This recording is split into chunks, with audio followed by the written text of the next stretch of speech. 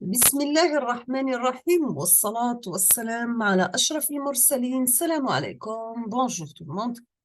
Toujours مع les vidéos في المودule traitement de signal. Aujourd'hui, on va voir un autre cours et on va commencer par chapitre numéro 1, les signaux et les systèmes. Quel est l'objectif de notre cours? Nous avons que le traitement du signal a pour but, c'est bien l'étude de l'information portée par des signaux et l'associé fondamental et la technologie. La science fondamentale, c'est bien la théorie du signal qui permet par une description mathématique des signaux et leur algorithme des traitements. Dans cette étude, elle va nous amener ou bien va nous permettre d'établir les concepts de la théorie du signal. Comme toujours, on doit commencer par l'introduction. L'idée générale de la théorie du signal peut être représentée par la figure suivante. Par exemple, si vous avez un émetteur, exemple un téléphone, vous devez passer par un canal de transmission et le récepteur, toujours un autre téléphone B. Pour les émetteurs, vous avez un signal de parole accompagné par bruit qui traverse l'oreille du récepteur, par exemple. Cette figure représente un modèle de communication en de transmission d'informations. C'est quoi une communication? La communication, c'est l'ensemble des moyens et des systèmes qui permettent de transmettre une information d'un point à un autre sans déformer cette information. C'est quoi une information? Ce qu'on va représenter par un signal qui traduit une manifestation physique, elle est capable de se propager dans un milieu.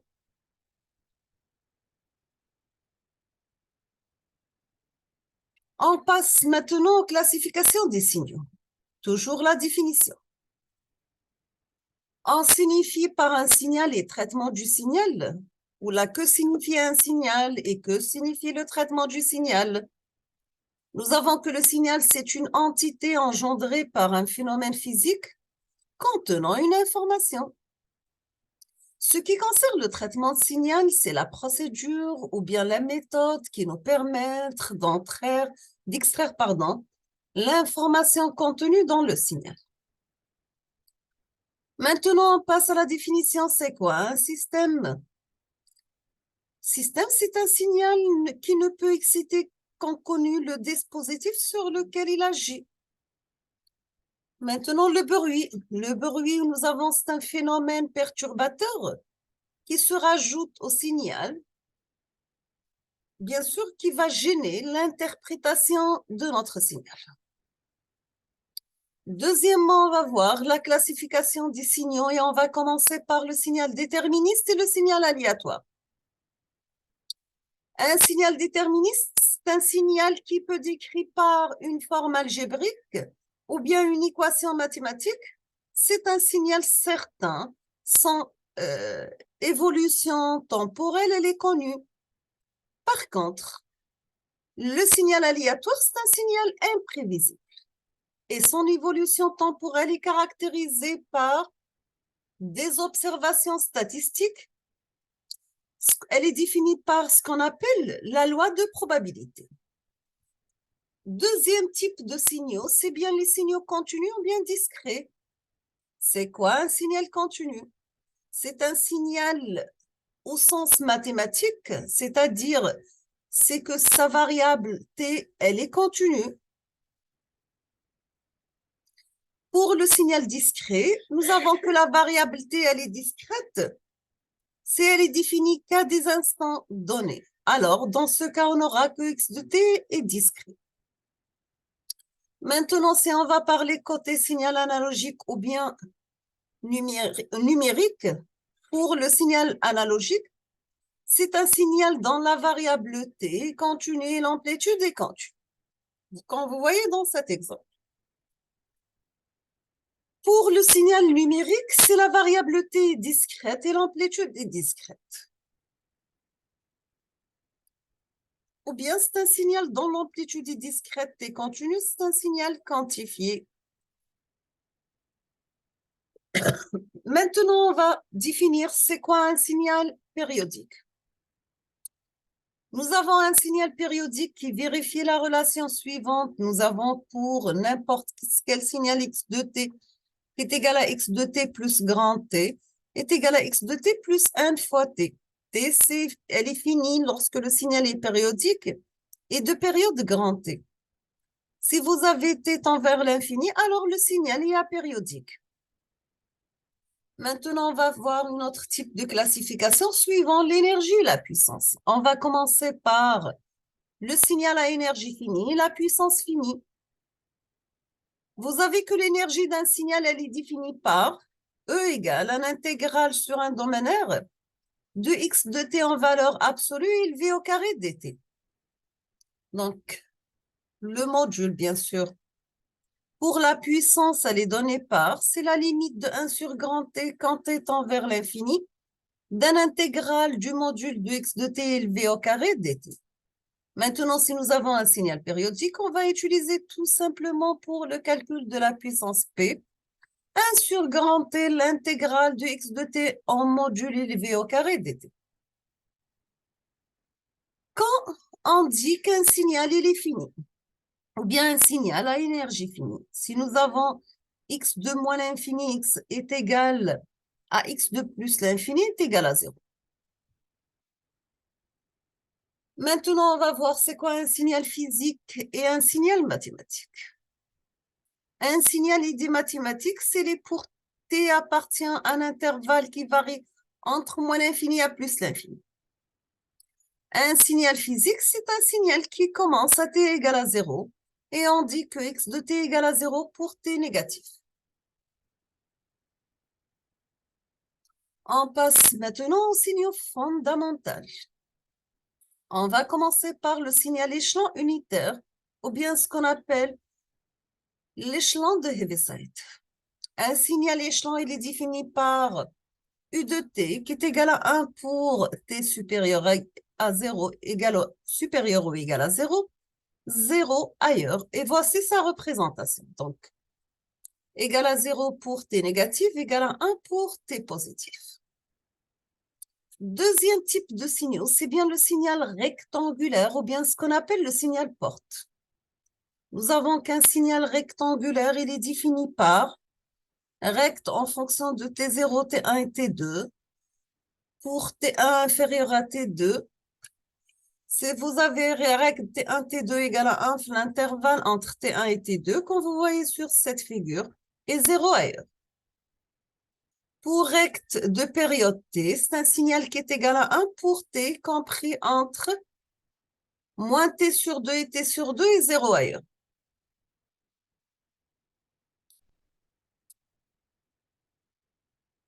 Rect de période taux, de T égale à 1 pour T à partir d'un intervalle de moins taux sur 2 et taux sur 2, 0 ailleurs. Donc, voici notre signal porte. D'amplitude égale à 1, la période entre T centré 0, la période entre moins taux sur 2 et taux sur 2. Troisième type de signal, c'est bien l'impulsion unitaire ou bien ce qu'on appelle l'impulsion de Dirac. Vous avez qu'une impulsion unitaire, elle est définie par Dirac de t, c'est la limite de 1 sur taux, quand taux tend vers l'infini de la fonction porte de période taux de t. Donc, voici sa représentation, la réalité. Donc, nous avons Dirac de t est égal à 1 pour t égal à 0, 0 ailleurs. Si nous avons Dirac de t, t0, donc est égal à 1 pour t moins t0 égale à 0, donc tout simplement pour t égale à 0 et 0 ailleurs. Donc, voici Dirac de t et Dirac de t0. Quelles sont les propriétés de l'impulsion de Dirac? Nous avons toujours que l'intégrale de x de t par Dirac de t dt est égale à x le point 0. Deuxièmement, si nous avons x de t par Dirac de t0, dt est égal à x de t0. Dirac de at est égal à 1 sur la valeur absolue de a, Dirac de t. Toujours Dirac de t, c'est une fonction paire. On passe quatrièmement à notre signal. C'est bien ce qu'on appelle le signal signe de t. Le signal signe de t est défini par est égal à 1 pour t supérieur ou égal à 0 est égal à moins 1 pour t négatif. Et voici sa représentation. Grand 2, on va passer à la classification des systèmes et on va commencer par la représentation d'un système. C'est quoi un système? Un système, c'est une modélisation mathématique qui représente un phénomène physique. Vous avez soit l'entrée E de t ou X de t, la sortie soit S de t ou Y de t. C'est des notations, bien sûr. Dans ce cas, Y de t est égal à une fonction P, opération en fonction de X de t. C'est quoi P? C'est une opération qui transforme le signal d'entrée X de t en un signal de sortie Y de t. Pardon? Donc, maintenant, on va voir c'est quoi un système analogique et c'est quoi un système numérique. Un système analogique, c'est un système dont X de t et Y de t sont tout simplement analogiques. Pour un système numérique, c'est un système dont X de t peut être discret au numérique et Y de t est numérique.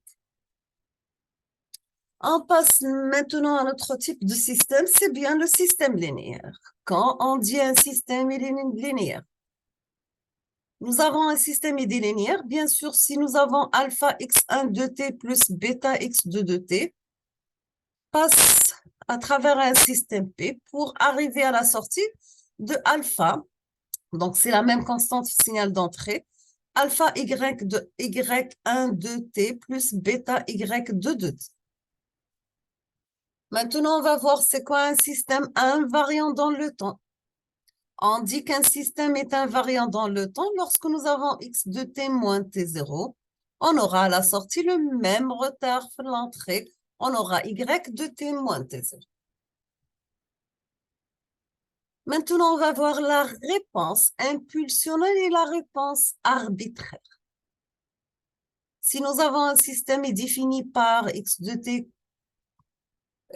passe à travers un système P pour arriver à un signal de sortie y de t. Donc, y de t, c'est p de x de t. Lorsque notre signal x de t, c'est un signal d'entrée, c'est une impulsion de Dirac. Dans ce cas, on aura que y de t, c'est p de Dirac de t. On peut la mettre sous la forme de h de t. Donc, nous avons x de t qui passe à travers h de t pour arriver à y de t. Y de t est égal à h de t par Dirac de t. Donc, on peut faire Dirac de t convolué avec h de t. Donc, la sortie, c'est soit l'entrée convolue avec h ou bien h convolué avec l'entrée. Maintenant, si nous avons une réponse d'un signal quelconque, dans ce cas, si nous avons toujours x de t l'entrée, h de t la fonction du transfert du système y de t, on aura comme signal de sortie y de t, c'est x de t convolué avec h de t. Comment on calcule la convolution? C'est un calcul d'intégrale de x de taux par h de t moins taux des taux. Ou bien, c'est l'intégrale de h de taux cette fois-ci, mais le retard, on trouve pour x, donc ça sera h de taux par x de t moins taux des taux.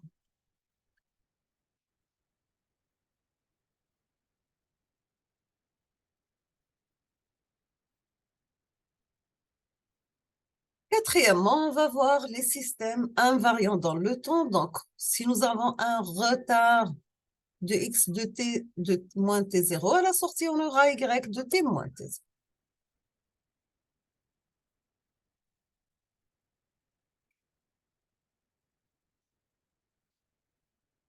Donc, toujours, c'est pour la réponse impulsionnelle et la réponse arbitraire. Si nous avons un système défini par x de t, y de t, x de t, c'est le signal d'entrée con une impulsion de Dirac. Dans ce cas, on aura y de t est égal à h de t convolu avec Dirac de t. Donc, c'est Dirac de t convolu avec h de t. H de t est appelé réponse impulsionnelle du système. Maintenant, pour une réponse à un signal quelconque, dans ce cas, vous avez y de t, c'est x de t convolu avec h de t. On a dit que c'est un calcul d'intégrale de x de taux par h de t moins taux des taux. Ou bien h de taux par x de t moins taux des taux.